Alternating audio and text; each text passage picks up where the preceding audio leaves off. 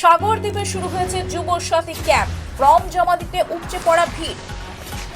বেকার যুবক যুবতীদের স্বাবলম্বী করতে রাজ্য সরকারের অন্যতম জনহিতকর প্রকল্প যুব সাথী। সোমবার গঙ্গাসাগরের সাগর কলেজ মাঠে মহাসমরে শুরু হলো এই প্রকল্পের বিশেষ আবেদন গ্রহণ শিবির।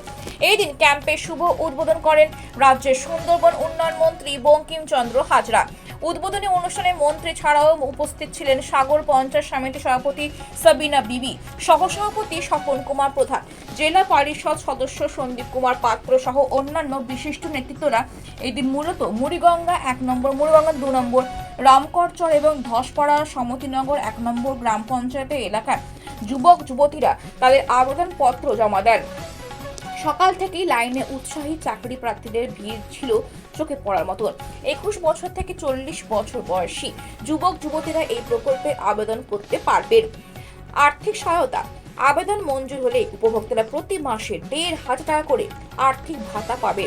মন্ত্রী বঙ্কিমচন্দ্র হাজরা জানান, গ্রামীণ এলাকায় শিক্ষিত বেকারদের কর্মসংস্থানের প্রস্তুতিতে সহায়তা করতে এই উদ্যোগ। আগামী কয়েকদিন পর্যায়ক্রমে অন্যান্য পঞ্চায়েত এলাকার জন্য এই ক্যাম্প চলবে। সৌরভ নস্করের রিপোর্ট, গঙ্গাসাগর বেলাভূমি। তিনি যুবসাথী প্রকল্পের ঘোষণা করেছেন মাননীয় মন্ত্রী শ্রী বঙ্কিমচন্দ্র। হ্যাঁ, অবশ্যই উপকৃত হব।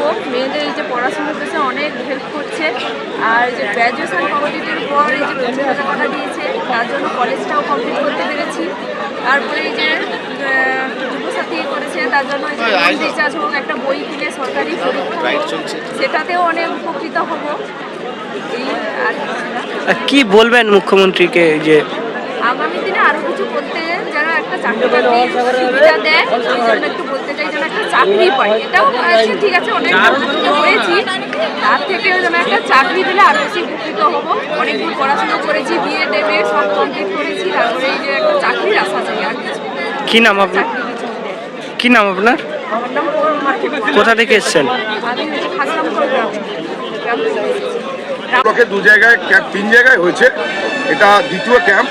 BS1 আর MG1, MG2 এবং রামকচ্চর এই 4টি জিপি ধরে প্রচুর মানুষ, যুবরা উপস্থিত হয়েছে এবং মহিলারাও উপস্থিত হয়েছে।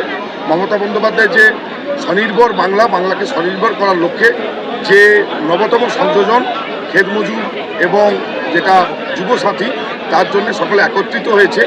তারা একটা ওই টাকা নিয়ে তারা একটা নিজের মতো করে মোবাইল রিচার্জ করে অথবা একটা বই কিনে যাতে স্বনির্ভর হতে পারে, পড়াশোনা করতে পারে, তার জন্যে এগিয়ে নিয়ে যাওয়ার জন্যে যে উৎসাহ, মমতা বন্দ্যোপাধ্যায়কে সবাই ধন্যবাদ এবং কৃতজ্ঞতা জানাচ্ছে।